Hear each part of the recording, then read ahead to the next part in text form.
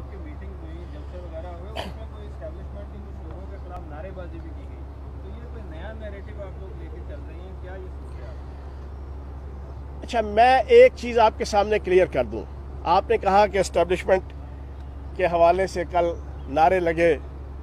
मतलब है आप एक बात बड़ी क्लियर है, पाक फौज पाकिस्तान की इज्जत है और पाकिस्तान की शान है। पिछले 30 साल से पाकिस्तान की जो बैरूनी मुल्क दुश्मन ताकतें हैं उनकी एक साजिश है। पिछले 30 साल से इसके ऊपर वो काम कर रहे हैं कि पाकिस्तान जो एटमी मुल्क बन चुका है, जो एटमी ताकत है, जो एटमी मिसाइल की जनाब टेक्नोलॉजी रखने वाला है, जो दुनिया की टॉप 5 जो जनाब आर्मी और फोर्सेस रखने वाला मुल्क है, उसको उस वक्त तक शिकस्त नहीं दी जा सकती जब तक पाकिस्तान की आवाम और पाक फौज के दरमियान इख्तलाफ डिफरेंस न पैदा कर दिया जाए। वो इसी स्ट्रेटजी के तहत, वॉर एंड टेरर भी इसी स्ट्रेटजी के तहत आई, PTM भी इसी स्ट्रेटजी के तहत आई, महमूद खान अचकजई भी उसी स्ट्रेटजी पे चलता रहा, नवाज शरीफ, सुल्तान मफरूरुद्दीन और तुगरुल बाहर बैठ के इजराइल और इंडिया के सफारतकारों के साथ मिलके जो हर्जा सराई करता रहा, इसी स्ट्रेटजी के साथ करता रहा। हाइब्रिड वार भी यही थी, ये सारा कुछ होता रहा। तो मैं ये समझता हूं कि अब इस मौके पे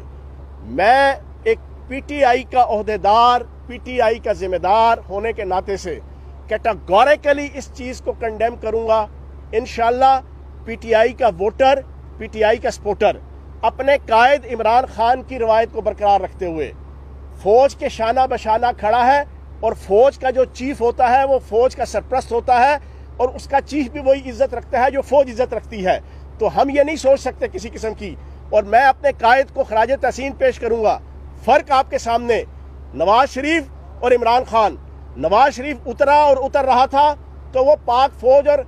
ISI के खिलाफ हर्जा सराई करता रहा, लेकिन इमरान खान साहब जिस आखिरी दिन 3 घंटे पहले अपने ओहदे से उतर रहे थे, तो शाहीन 3 मिसाइल की कामयाबी के ऊपर पाक फौज, उसके अदारों और उसके साइंटिस्टों को खराज तहसीन पेश कर रहे थे। ये फर्क है इमरान खान के अंदर और सुल्तान मफरूरुद्दीन और तुगरुल के ऊपर। तो मैं अपने खान की रवायात को और अपने कायद की रवायात को बरकरार रखते हुए तमाम PTI के कारकुनान से, तमाम आवाम से ये गुजारिश करूंगा कि हमारे किसी जलसे के अंदर, हमारी किसी रैली के अंदर, हमारे किसी प्रोसेशन के अंदर, हमारी किसी डेमोन्स्ट्रेशन के अंदर कोई पाक फौज के हवाले से कोई नेगेटिव सेंटीमेंट इंशाल्लाह नहीं आएगा। फयाज भी बताइएगा, कुछ लोगों का कहना है कि